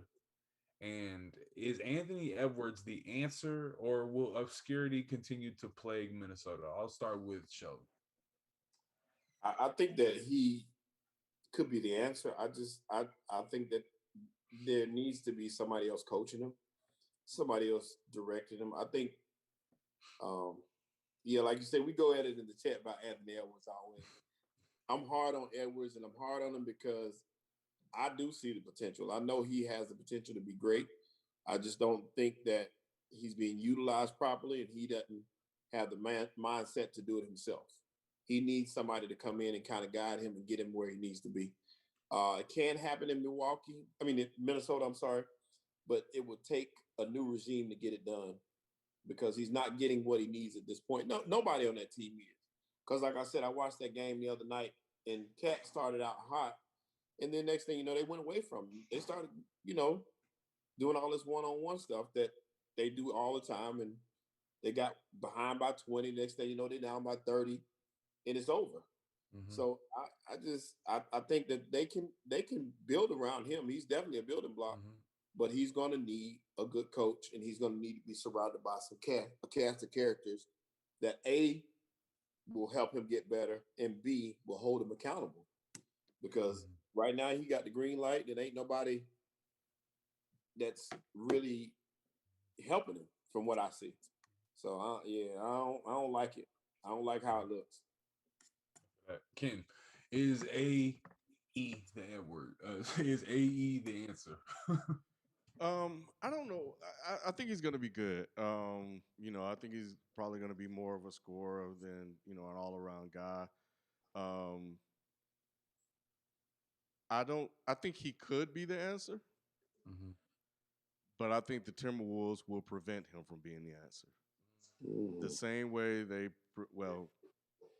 Karl Anthony Towns had a lot to do with it if you listen to Jimmy Butler, but not having the toughness, and a lot of those players not having that toughness when he was there, he kind of basically called them all soft. But yeah, I mean, when you opened, you said they've been horrible for years. They just don't know how to build a team. So it's extremely possible that they could go there. They got one, and they wouldn't know how to build around them. So you got a 2, you got a 5. Now you got to build those pieces and decide if those are going to be your guys. And you also got to plan for the advent that Karl Anthony Towns leave. And then you're going to leave that all on Anthony Edwards. And, for a guy that's 19, that's a lot for him to be like the face of the franchise. And more importantly, they haven't even really had a coach all year. So there are so many things that are wrong with the Timberwolves just structurally that he's really in a bad spot. And it's really going to be something to watch to see what they do with him. Can they get a guy to come in and really, help him pick the right spots? Will he put forth the efforts to pick the right spots and learn how to score more efficiently in the league? All those things that come with growth and over time. And we'll see. But I'm more concerned about the Timberwolves than I am about Anthony Edwards. That's a fact. And I think that we're seeing that from, like we all said, the coaching, because I think Flip Saunders passed away, and then his son came in, and he won his first couple games, I believe, and everyone was like, oh my goodness, they finally found something. And that was when they had Wiggins, I believe, and then they traded Wiggins for D'Angelo Russell. Karl Anthony Towns has wasted about five years now, being there 4 or 5 years now. And now you have Anthony Edwards, who looks like this really raw. Like Anthony Edwards, I think he just turned 19. If he's not 19, I'm pretty sure he's 18. And for him to be that young with that raw of athleticism, I can tell already that he just needs about 2-3 years to get right. He just needs to have a coach. And I'm gonna throw a name out here, like a guy like a Lloyd Pierce, I believe is Mm. perfect for Minnesota. I think just being able to install fundamental defensive techniques and just being able to comprehend just basic offensive sets, he's really good at that. He was able to do that in Atlanta, and he obviously was, not in over his head, but I think he just reached his conclusion with that team because they needed to take a new step. Minnesota's rebuild to me has been nothing short of not abysmal, because you still got Cat, you still got Anthony Edwards out of it, but for them to have Zach Levine, Wiggins, and all these different picks, the Chris Duns, like Mm-hmm. all of it has just been reach after reach, misstep after misstep. And I think we're at the point now where we're in the final 2-3 years of Karl Anthony Towns being a Minnesota Timberwolf. So I'll pose another question, and like we'll move on to the Pelicans. But do we believe that the Timberwolves, is it a talent on the floor issue with them? Is it a combination of talent on the floor with coaching? Or is it an entire from the top down? There is an issue with ownership. I think now A-Rod is the owner. I don't know what that's gonna do. But is it top down? It's one of those three. I have my own opinions. But Ken, what do you think? I think it's negligence from the organization, from ownership. So, I'll start with them first. I think that they haven't shown the amount of care that they needed to show with this team. We heard the stories of Sterling and how he really didn't even care outside of the racism. We can throw that. Everybody know that. But in addition to that, he didn't give a damn if this team won or not. Like the stories that I heard after that, he was not interested in even putting a winning product on the field. So that could very well be going on in Minnesota as well. And Flip Saunders was one of the best things that happened. But I think it's possible that when was the last time they were good? When KG was there, like legit, like good. It feels like KG. I'm trying to think. It's KG, man. Because Kevin So Love era was terrible. yeah, so maybe they just don't care, and maybe they felt burnt by KG and didn't want to invest in putting together a product only to see him leave. But KG was dedicated, and he left because I think he felt that they weren't really invested in him. So Mm-hmm. I think it's just negligence. If you Mm-hmm. ask me, they don't care. Mm-hmm. Sheldon, what do you think? I, it's that that team's just bad. That's It's hard to diagnose that's them, man. It's just, it it's so is. many variables. It's just a bad. It's just a bad situation. And like you said, they haven't been good since Flip Saunders and since you had those guys there. That Jimmy Butler era could have went a lot better than it did. It probably should have went a lot better than it did. But once again, mismanagement can do that, and it starts at the top. So until certain changes are made, um, that franchise is just washed. I mean, Mm-hmm. my hope would be that somebody would buy the team out and they move back to Seattle or something. I mean, move to Seattle or something like that. Good That'd Lord. be the thing that could happen to that organization. But Mm-hmm. I just don't see it. Mm-hmm. I See can it. see that, man. It's I want Minnesota to be good because number one, I like their uniforms. I like the Prince colors. Those are pretty dope. I ain't gonna Yeah. hold you. But y'all disgracing Prince Rogers and Nelson, man, wearing those and Mm-hmm. getting blown out by like 50. Like, you know what I mean? Right. It's not okay. People look at the Timberwolves as like damn near is damn near not a game off. But people look at that like, okay, we can relax now. We playing Timberwolves tonight, and that should not be the sentiment around your team for the last 4 years. You Right. swing on Jimmy Butler, you swing and you miss on Jimmy Butler because in my opinion, people will villainize Jimmy Butler, superstar, to be like a guy who went in there and just destroyed everyone's confidence. When the fact of the matter is that it's pretty clear that Towns and Wiggins just have a certain mentality about the game and about life that Butler just did not. And the fatal mistake that Minnesota, and let me know if I'm tripping, chat. Shout out to the chat.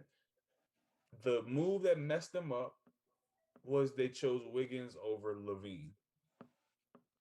If they had kept Levine Yep. and put Wiggins in the deal for Yeah. Butler, I think they're in a totally different position now. Right.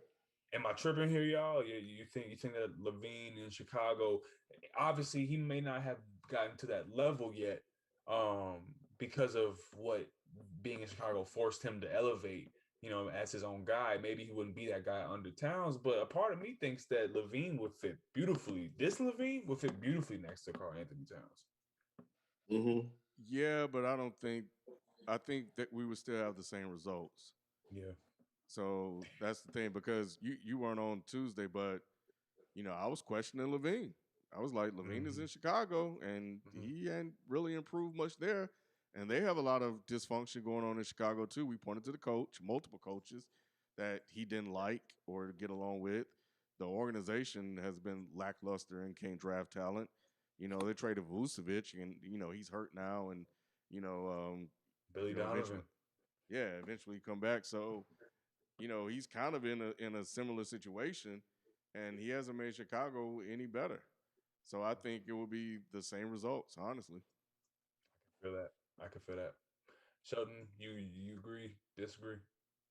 Yeah, I think that Zach LaVine, if the trade hadn't happened, I don't think Zach LaVine would be playing as well as he's playing individually. I can't say he's not affecting the wins and losses as much as you think, but I don't think he would have been the same Zach LaVine that he was in Chicago if he had stayed in Minnesota. I don't think he ever would have developed into that, being under that regime. I just don't think so. Right.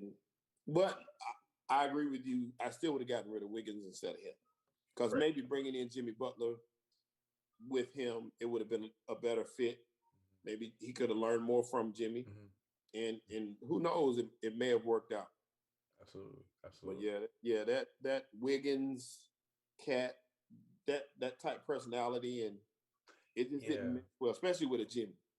Because Jimmy's they're very nice guys, man. They're very nice, personable people, and Jimmy is nice and personable himself, but he also got that, like, he a dog. It's go time. Like, all right, so we here to run. Let's run like wild dogs. Let's get it. You know what I mean? With Wiggins, he's gonna look good when he has his nights. Towns, whenever he wants to, he can. Jimmy, he always wants to. You know what I mean? And that's the difference. But if there's not anything else, we can get on to the last team, like we were talking about. We got a super chat from Tickle Kane. Appreciate you again, as always. Great show tonight, guys. Hey, we appreciate that, man. We appreciate it. Thank y'all, because y'all make it great joining us. So we appreciate that. Super chats all help. Y'all dope for that, man. I appreciate each and every one of you too. Absolutely. Shout out to the chat once again. We have any more, Sheldon, or is that just the only one? I think that was the last one. Cool. That I see. So that was the last one so far. Dope. So this takes us to our last topic of tonight, unless anyone else has any after closing thoughts after this. But we're gonna talk about the Pelicans and their rebuild.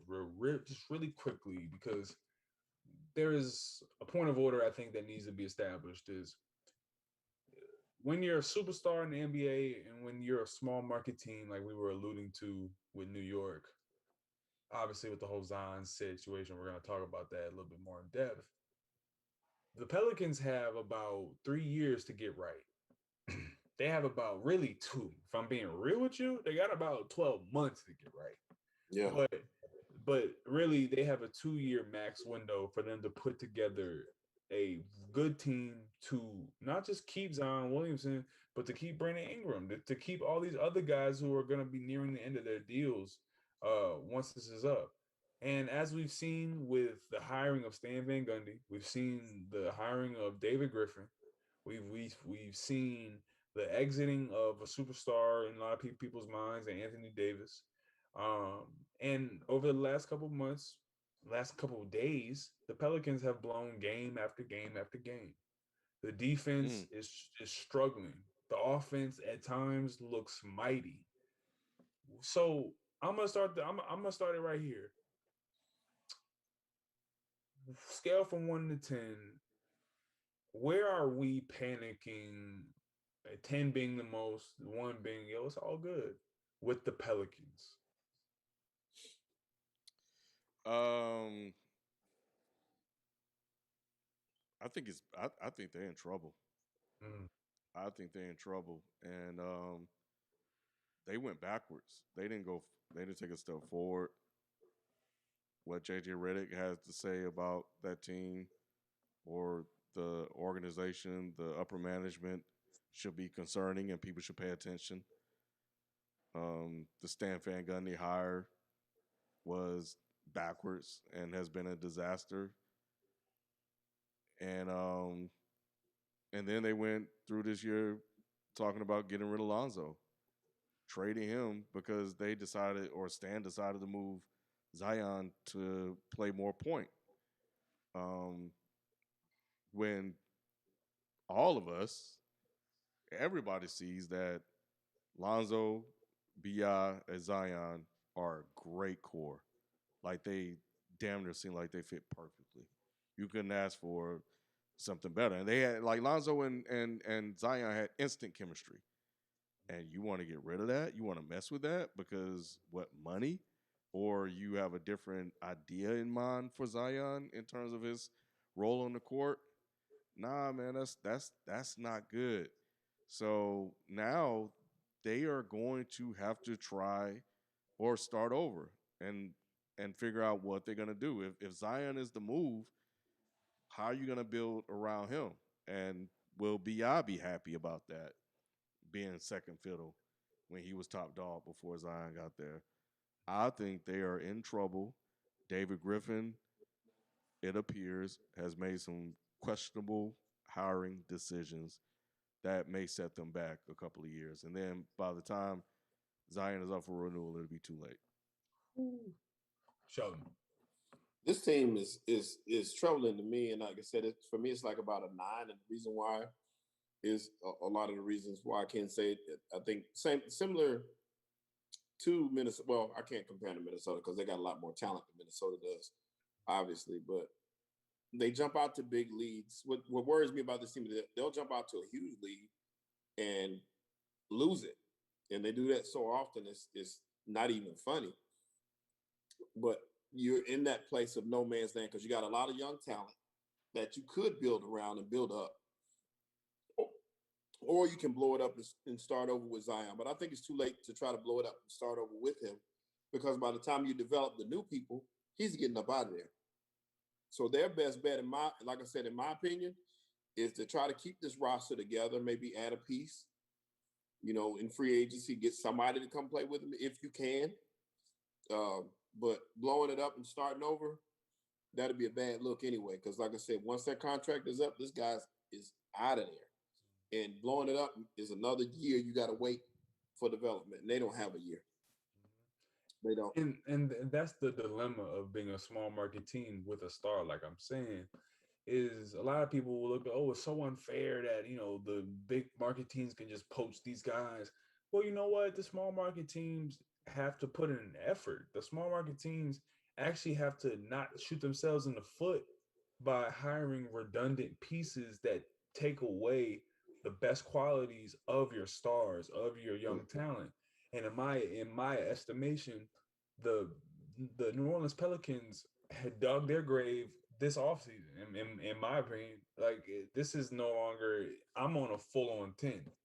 I believe that we've already hit DEFCON 1, where it's very clear that Steven Adams, Eric Bledsoe, these just innocuous moves, these just incoherent moves that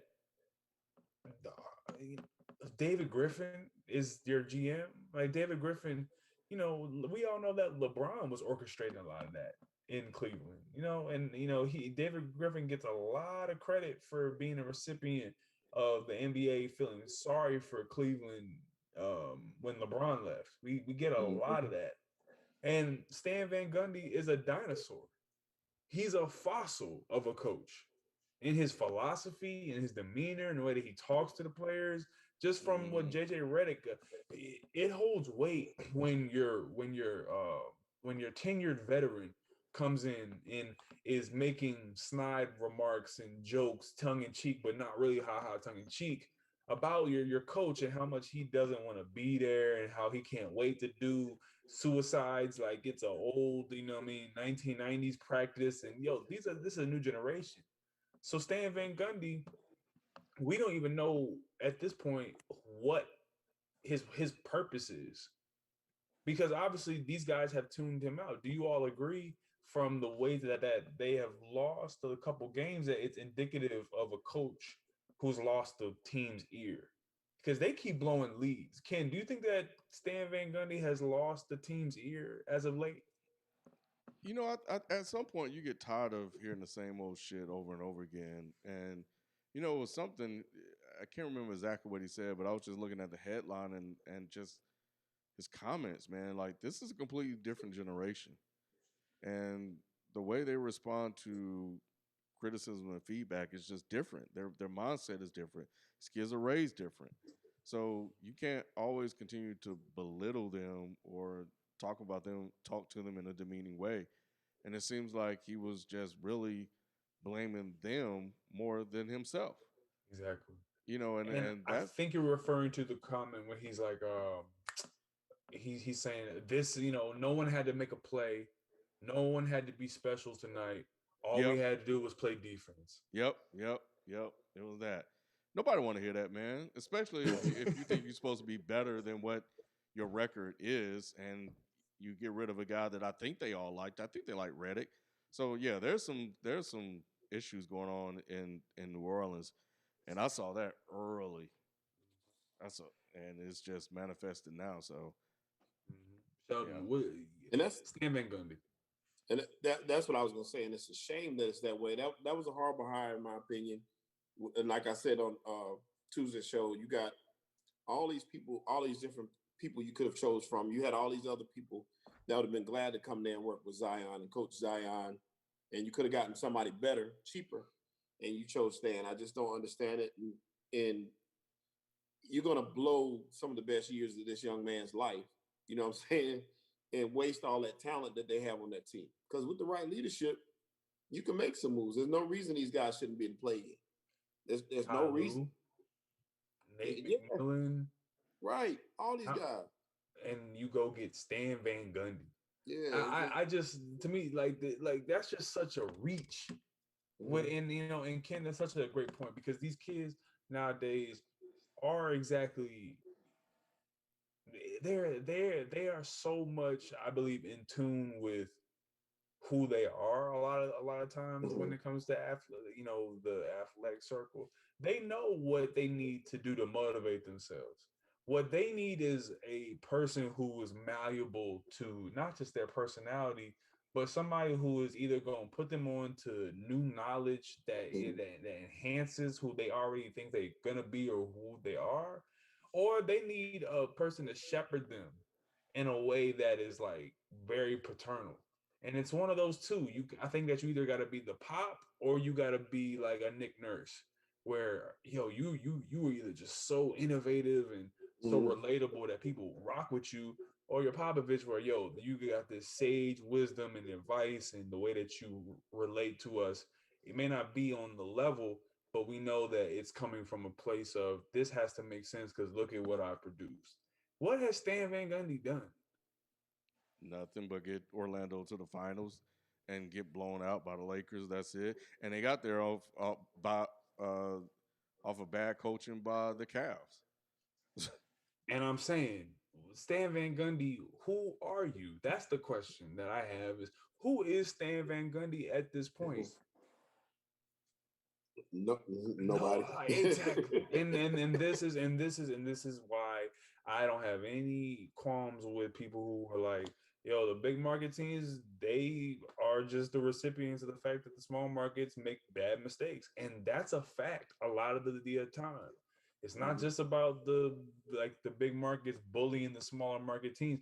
OKC is about to be up for the next decade if Sam Presti plays cards right. And I think he will. But guys like you see in New Orleans, the redundancy and just the lack of vision and foresight from your organization can have just overwhelming effects. And we've seen that with AD requesting his trade. They wasted 6-7 years of his life in that city to do what? To go get, you know what I'm saying, to beat the Portland Trailblazers one time. A lot of guys did that in the playoffs. That's not anything of real value to a guy like Zion when you're like, what are you gonna put around me? What can you possibly even go do, you all? Like when it comes to Bradley Beal, yeah, you might be able to trade a couple pieces for Bradley Beal, but is Bradley Beal gonna want to stay? We don't know that, and that's the issue. So I'm taking it up to a 9, man. It's very, very concerning, and they have about 12 months to get this right. Otherwise, the Knicks, all they gotta do, like we said, play it cool, get some, you know what I'm saying, free agents that, you know what I'm saying, will lure people to want to complete the team. Randle keeps elevating. Maybe they get lucky on, you know what I'm saying, a couple, 10-day guys or G League dudes or whatever, and you just got to run it like that, because right now New Orleans is in a position of pure weakness, and we're gonna see this offseason when guys tenure Lonzo to a restricted free agent sheet, and if they actually want to keep him or are they gonna let him go, and what does that do to Zion if that's one of your best friends on the team, and now he's gone? Why would I want to stay even more now? Yeah. But yeah, I digress. Yep. No, that's real. Any super chats? Because that's pretty much the show You for you this week. you had one other thing on there that I did want to touch. Um, you mentioned the play-in games, and I saw where a lot of players are having disdain about the play-in games. What are y'all's feelings and thoughts on the play-in games, and will it be something that the league will continue, and will it work? I like It's it. for profit, obviously. It's cool though. Yeah, I like it, man. I think it brings something different to the playoffs, something excitable. I like that they're experimenting with different formats. I I I don't know if the only thing that I kind of hesitate on is the fact that it's like 10th seeds. Like that's really Yeah, really low. So that kind of impacts the quality of the correct. product that you may see on the field. So I think they'll have to kind of figure out what what's a good way to kind of make that work. So we'll get teams that are deserving to be in, and not just in for the sake of being in. So I that's it. I agree with that. And what I was thinking was, instead of having a B10, you just have the 8 and 9 seed play, and that way it's for that final spot. It's like a wild card game almost. 8 and 9 is it. You don't have to go to 10. You just need the plan for that last playoff spot. You got one more shot to fight for it, and if you can knock out 8 and you're 9, then you deserve to be there. So I'd rather have that. I'd rather have that than have the 10th place team, because I think it would lessen your eagerness to play well in the regular season when you feel like, well, I'm in anyway. You know what I'm saying? Or I could be wrong on that, and it could make it more like I need to get to the top 6, so I have to worry about the play in. So it just depends, but I'd rather see it, like I said, with 9 teams, and those last 2 teams just fight it out. Mm-hmm. For sure, for sure. Shout out in the chat. Shout out Aldrin. Shout out Tigolo. Shout out Peter. Shout out Marshmallow. Shout out to the usuals, man. Y'all always coming through. TJ. Shout out to the peoples who come through. Always show love. It's much appreciated. Always Yes. appreciate spending the afternoons, whatever time zone you're in. I know that we are a lot of people's late night driving stuff. If you're doing DoorDash, doing Uber, I want to give a shout out to those people in that type of work, to the nurses, people who are in the late offices, put their headphones in, and can't show that they on their phone. We respect you, appreciate you for tapping in with us. Appreciate that for sure. And if you are in the chat, please do me a favor, man. Y'all put a check up there. Well, first off, like this episode. Subscribe if you have not. But do us a favor, man. Y'all help us to grow. I say it all the time. The super chats are amazing. They always help. Also, word of mouth is another way we can grow. The bigger we get, the bigger you get, and the more you can help us, and the more we can help you and come with more content. So do us a favor, man. Tell somebody, man. Have somebody come on with you. Uh, Shoot it out to your friends, man, if you get a chance, man. I appreciate the support that you give us all, but with you, we can grow. So please do that for us, man. If y'all get a chance, man. And that's to our real ones, our day ones. Appreciate you and bring more people into us. So, Ken, you got any closing thoughts for us, man? No, actually, yeah, this was a great show. I appreciate everybody showing up. You know, yeah, sorry, I kind of checked out a little bit because I just got word that one of the video we recorded Monday is fucked up and we can't use it because of audio. So I was trying to handle that. So yeah, so I'm not happy, but nevertheless, I am happy that you guys showed up and that you guys show up every Thursday when we do these, man. It's adding another show is more work, but we show up and we do it for y'all. FIFO should be back next week, and we'll be back next week, man. And that's gonna do it for us, man. So hey, we got another super chat real quick. Yeah, go ahead. Tigolo said, I had one of my homies watch Tuesday. He said, dope. Hey, man, I appreciate that for sure, man. Like I said, man, that means a lot. Y'all don't understand, man, how much y'all having people come on and watch with us and be with us. That means a lot to each of us, man. And we appreciate it because it makes it worth it. I mean, we do. Go ahead. No, adding on to that, also add suggestions in. I will always want to make people feel part and as much of it as they are, and you all are part of the show, the people who, comment, send the super chats every week, suggestions, what I mean? Like hit the folks up on Twitter, hit us up on Instagram, hit us up in the comments. I respond. Trust me, I'm very much so live in the comments. I will respond back. And I respect all criticism from negative to positive. And just sharing with a friend and telling them to share with a friend, it gives us the ability to not just supply more content like Sheldon was talking about, but it gives us the ability to give more thorough content because we have more time to actually not just consume the games, but actually be able to contextualize the stats and all types of stuff that y'all want to hear about. If y'all want more shows, more weekly stuff on the weekends, send a super chat in. Tell us what you want. We're gonna start to clip the videos into segments very soon, so y'all can have more condensed watching, like a lot of guys do on YouTube. So we're gonna be able to get this up and running, man. So much appreciated for sure. Yep, I'm working on that process now. So I'm working into my weekly process. We are doing round one next week for the NFL draft. To answer that question too. Yes, for sure. It's next Thursday. Yes. Yeah. Oh, the social medias. All of them are listed on our main social media. We just got to ask what the social medias are.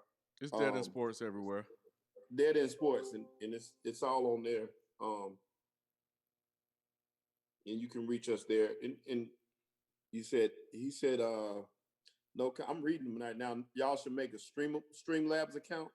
You collect more money compared to YT Super Chats. Yeah. We do have a Streamlabs account. We do the league there, but if you're saying we should simulcast there as well, then I'm for that. I actually have been thinking about that this week.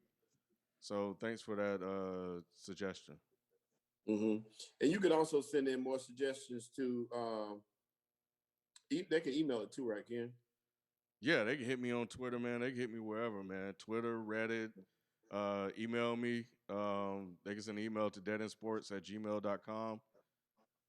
We'll get it there. DM on Instagram, Dead in Sports, Twitter, Dead in Sports, Facebook, facebook.com/Dead in Sports. So yeah. Hey Ken, Dragon Knight want me to ask you, do you know who EDP is? No. Who is that? EDP is a YouTuber, man, and he ain't one to know. He's about to get locked up, I think, but he's messing with minors online. He was a popular YouTuber, Trump supporter. I'm pretty sure he is, but he ain't worth knowing. But he's been in the news for soliciting minors. Yeah, I just saw Trump issue a letter about LeBron James, and I was just disappointed that they're even covering that. I know he's the former president, but you know, and they got to do what they got to do, and news is news. But it's just like, it's attention seeking, and you know, they don't need to feed the beast. But right, you know, it is what it is. People want to hear what he got to say, even if I don't. So it is. So you know, it is what it is. One more time. If y'all hadn't hit the like button, go ahead and hit that now. And we appreciate you. All right. Well, that's going to do it for us this week. We'll catch you guys next time. We out. Peace. Peace.